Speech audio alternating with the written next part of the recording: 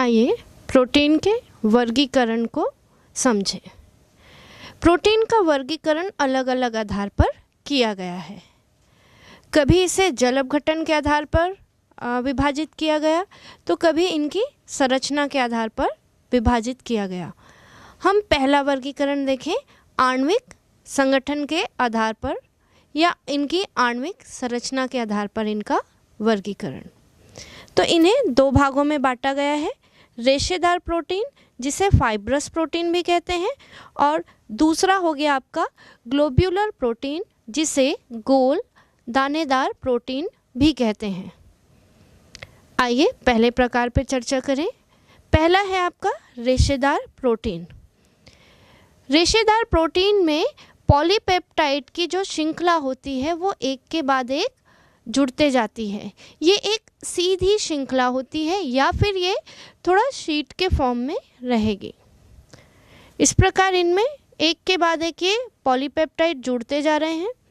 Polypeptide जब जुड़ते हैं तो इनमें या तो हाइड्रोजन बॉन्ड होगा, हाइड्रोजन बंध की उपस्थिति होती है, साथ ही साथ डाइसल्फाइड बंध भी पाया जाता है।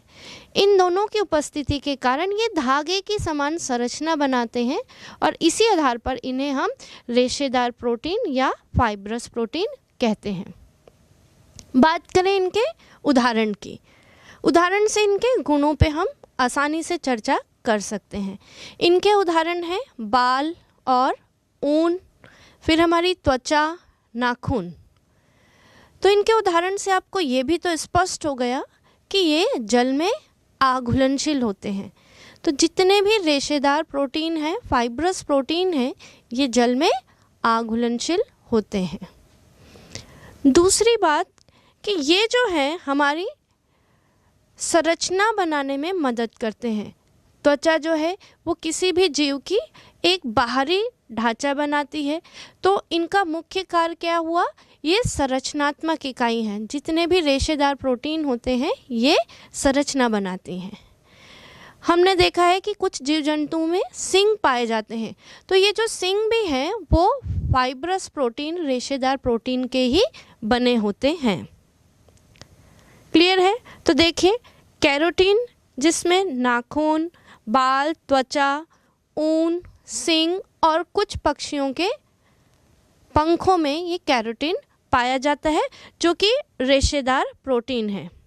उसी प्रकार मायोसिन जो कि हमारी मसल्स को, हमारी मांसपेशियों को मजबूती देता है, ये भी रेशेदार प्रोटीन का उदाहरण है।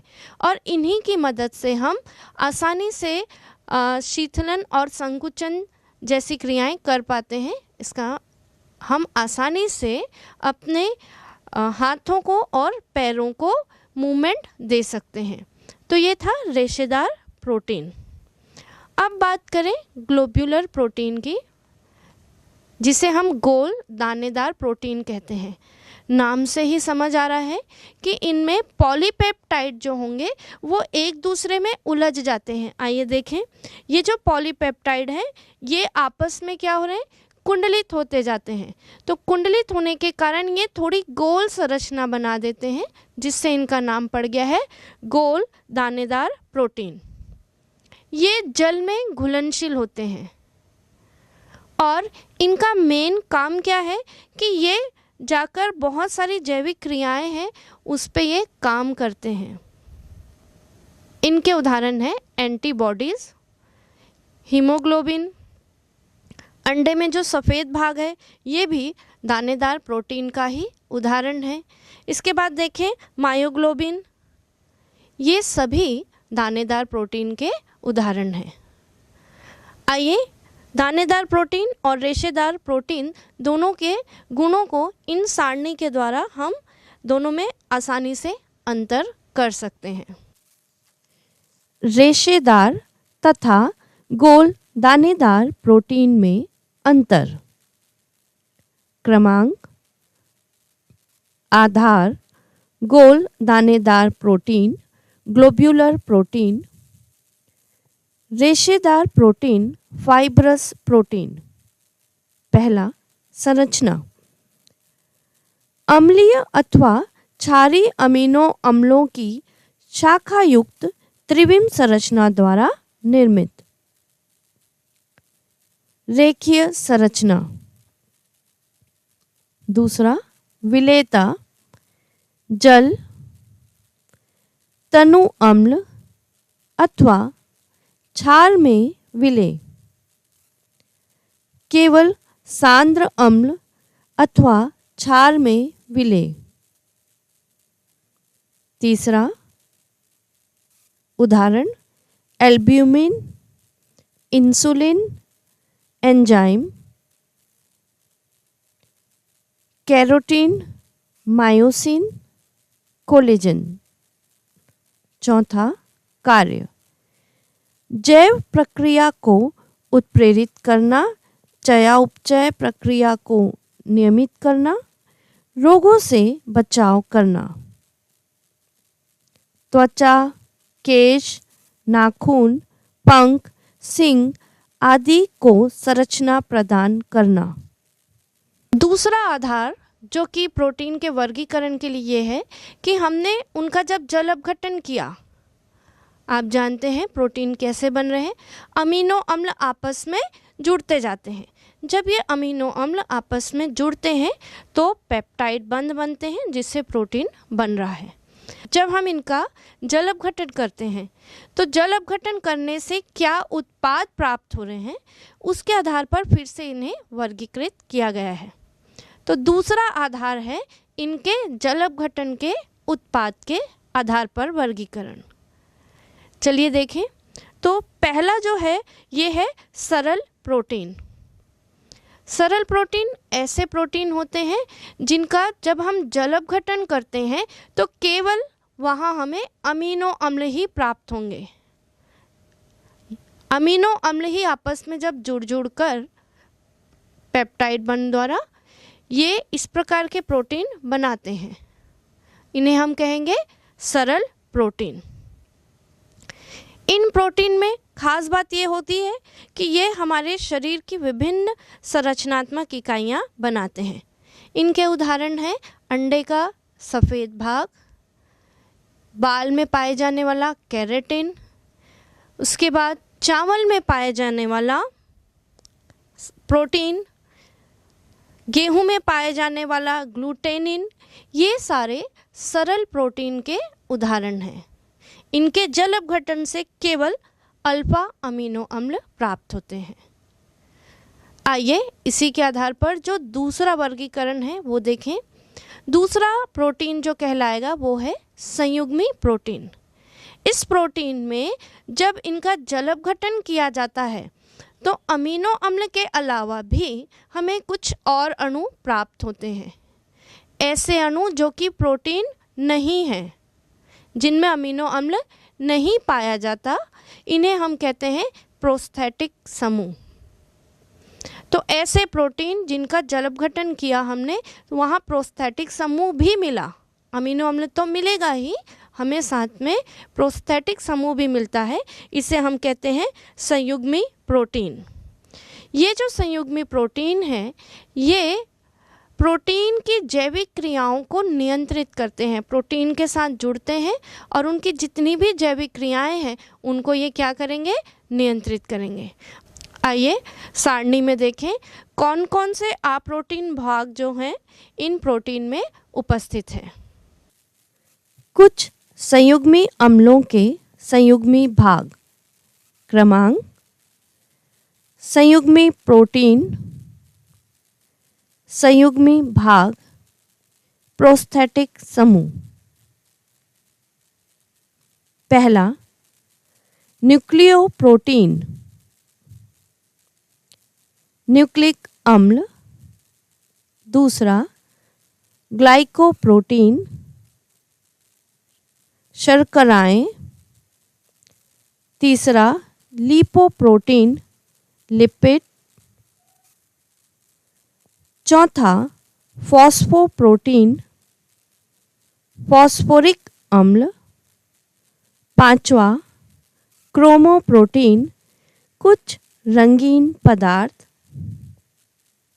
छठवा धात्व प्रोटीन, कुछ धातुएं। तीसरा आधार जो है वो जल अपघटन से जब हमें साधारण और संयुग्मी, दो प्रकार के हमने अभी प्रोटीन समझे हैं, सरल और संयुग्मी, तो इसी के आधार पर अब तीसरा जो है वो है व्युत्पन्न प्रोटीन। जब हम सरल या संयुग्मी प्रोटीन का आंशिक जल अपघटन कर रहे हैं तब हमें इस प्रकार के प्रोटीन प्राप्त होते हैं जिन्हें हम कहते हैं व्युत्पन्न प्रोटीन, जिनके उदाहरण हैं प्रोटियोस, पेप्टोन्स और पॉलीपेप्टाइड। इस प्रकार हमने देखा कि जल अपघटन के आधार पर इन्हें फिर से हमने 3 भागों में पढ़ा है, सरल प्रोटीन, संयुग्मी प्रोटीन और व्युत्पन्न प्रोटीन। इस प्रकार हमने जाना जल अपघटन के उत्पाद के आधार पर हमने इसे 3 भागों में बांटा है। पहला है सरल प्रोटीन, दूसरा संयुग्मी प्रोटीन और तीसरा है व्युत्पन्न प्रोटीन। आइए अब प्रोटीन की संरचना को समझें। प्रोटीन की संरचना को 4 स्तरों में बांटा गया है, प्राथमिक संरचना, द्वितीयक संरचना, तृतीयक संरचना और चतुर्थक संरचना। प्रोटीन की प्राथमिक संरचना को समझें। जब हम प्रोटीन की बात कर रहे होते हैं तो हमें ये बिल्कुल स्पष्ट है कि प्रोटीन में बहुत सारे अमीनो अम्ल जुड़े हुए रहते हैं, जिससे इनमें पेप्टाइड की एक श्रृंखला पाई जाती है। तो प्रोटीन पॉलीपेप्टाइड की श्रृंखला ही है। इन प्रोटीन में अमीनो अम्ल हमेशा एक निश्चित क्रम में उपस्थित होता है। प्रोटीन में अमीनो अम्ल हमेशा एक निश्चित क्रम में होता है। ये अमीनो अम्ल पेप्टाइड बंध द्वारा जुड़े होते हैं। तो जब प्रोटीन की संरचना में केवल पेप्टाइड बंध हैं तो इसे हम प्राथमिक संरचना कहते हैं। इस प्रकार की संरचना अधिकतर सीधी श्रृंखला वाली होती है। आइए एक उदाहरण से समझें। हीमोग्लोबिन जो कि 574 अमीनो अम्लों से बना होता है, इसमें प्रत्येक अमीनो अम्ल एक निश्चित क्रम में होता है। अब ये जो अमीनो अम्ल हैं, इनमें से केवल एक की अगर हम जगह बदल दें तो ये उस प्रोटीन का निर्माण नहीं करते, जिससे वहाँ थोड़ी सी विकृति आ जाती है। समझे? हमने हीमोग्लोबिन के 554 अमीनो अम्ल में से केवल एक का स्थान बदल दिया, जिससे इसकी संरचना बदल गई और अब ये एक जानलेवा घातक बीमारी का कारण बनता है। इस बीमारी को कहते हैं सिकल सेल एनीमिया। अब हम अच्छे से समझ गए कि हर एक अमीनो अम्ल की एक निश्चित जगह होती है। यदि वो अपनी जगह से हट जाता है तो वो प्रोटीन क्या हो रहा है, थोड़ा सा विकृत हो जाता है, जिससे वहाँ घातक बीमारियाँ हो सकती हैं। तो प्राथमिक संरचना में हमने समझा कि इसमें केवल पेप्टाइड बंध पाए जाते हैं। आइए समझें इनकी द्वितीयक संरचना को। प्रोटीन की द्वितीयक संरचना में पेप्टाइड बंध तो होते ही हैं, साथ ही साथ इनमें हाइड्रोजन बंध भी पाए जाएंगे। अब हाइड्रोजन बंध के कारण इनकी संरचना थोड़ी सी कुंडलित हो जाती है और इन्हीं कुंडली के आधार पर इन्हें फिर से हम 2 भागों में बांटते हैं। पहला कहलाता है अल्फा हेलिक्स और दूसरा है बीटा लहरदारिया इनकी संरचना। आइए समझते हैं अल्फा हेलिक्स संरचना को। आइए देखें अल्फा हेलिक्स संरचना। अल्फा हेलिक्स संरचना में जब हम अल्फा हेलिक्स की बात करते हैं तो खास चीज़ हमको ध्यान रखनी है कि ये राइट साइड से पूरा क्या होगा, रोटेट होता है और एक अमीनो अम्ल का कार्बोक्सिलिक ग्रुप और दूसरे अमीनो अम्ल के एमीन ग्रुप के बीच में देखिए हाइड्रोजन बंध बनता है और इनके हाइड्रोजन बंध बनने के कारण ये संरचना थोड़ी कुंडलित हो जाती है और ये राइट साइड से ऐसे कुंडलित संरचना बनेगी, जिसको हम कहते हैं अल्फा हेलिक्स। अब हम समझते हैं बीटा हेलिक्स को। बीटा हेलिक्स में क्या होता है, पॉलीपेप्टाइड की जो श्रृंखला है वो एक ही तल में रहेगी। एक तल में ये एक पॉलीपेप्टाइड की श्रृंखला है और ये दूसरी पॉलीपेप्टाइड श्रृंखला है। आइए समझें। देखिए, एक के बाद एक पॉलीपेप्टाइड श्रृंखला है और इनमें साथ ही साथ क्या हो रहा है कि इनकी संरचनाएं ऊपर और नीचे इस प्रकार आती है। और पॉलीपेप्टाइड संरचना जब आपस में इस प्रकार बनाते हैं तो दो संरचनाओं के बीच में देखिए बंध का निर्माण होता है। तो इस प्रकार ये क्या बनाएगी, बीटा संरचना बनाती है। अब आइए समझते हैं तृतीयक संरचना को। तो प्रोटीन की जो तृतीयक संरचना है इसमें क्या होता है कि प्राथमिक संरचना और द्वितीयक दोनों ही संरचनाएं के समान ये होगा, पर संरचनाएं थोड़ी ज़्यादा कुंडलित हो जाती हैं और कुंडलित होने के कारण इनमें बंध की संख्या बढ़ जाती है। देखिए, हाइड्रोजन बंध है यहाँ पे, पॉलीपेप्टाइड चेन के बीच में बार बार क्या होगा, हाइड्रोजन बंध होगा। यदि हमारे अमीनो अम्ल में सल्फर उपस्थित है, क्योंकि बहुत कम अमीनो अम्ल ऐसे होते हैं जिनमें सल्फर होता है, तो वहाँ अगर सल्फर उपस्थित है तो सल्फर और सल्फर के बीच में भी जो बॉन्ड मिलेगा उसे हम कहेंगे डाइसल्फाइड बॉन्ड। तो दूसरा बॉन्ड होगा डाइसल्फाइड बॉन्ड। अब इसके बाद इसमें कहीं कहीं देखेंगे आप आयनिक बंध भी पाया जाता है, क्योंकि हमारा जो अमीनो अम्ल ग्रुप है ये कहीं कहीं आयंस के साथ जुड़ा होता है। अब ये आयंस कहाँ से हैं, तो जितने भी एल्किल ग्रुप होते हैं हमारे पास, एल्किल ग्रुप के बीच में भी यहाँ पे बंध बनता है। तृतीयक संरचना में हम देखेंगे कि बंध जो है वो ज़्यादा बन जाते हैं, जिसके कारण संरचना और कॉम्पैक्ट हो जाती है, एक दूसरे में कुंडलित हो जाती है।